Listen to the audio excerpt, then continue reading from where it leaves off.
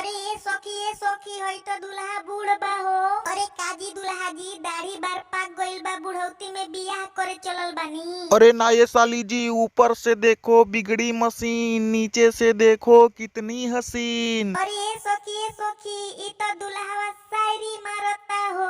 ए सखी ए बकरी चरावे वाले दुल्हा के तनी गारी गीत गरियावे के। मारावा में ओइलो ये दुल्हा तू करिया, मन करे देई तोहे फुहर फुहर गरिया।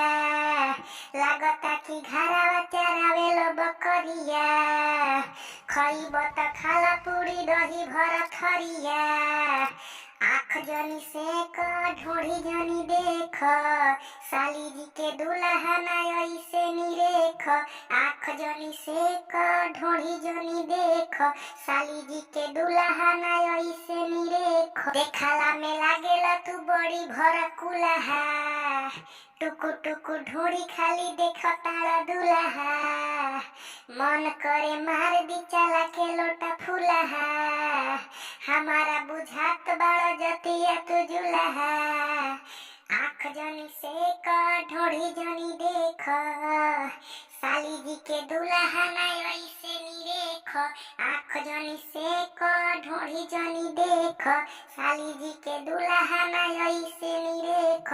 मोछिया छिला के भइल बड़ा मोछी मुंडा, देखला में लागताड़ा बड़ा का तू गुंडा।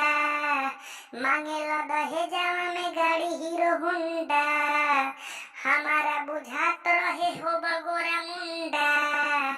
आँख जनी से का ढोढ़ी जनी देख, साली जी के दुल्हा ना ऐसे निरेख। आँख जनी से का ढोढ़ी जनी देख, साली जी के दुल्हा ना ऐसे निरेख। मारावा में ओइलो ये दुल्हा तू करिया, मन करे देई तोहे फुहर फुहर गरिया।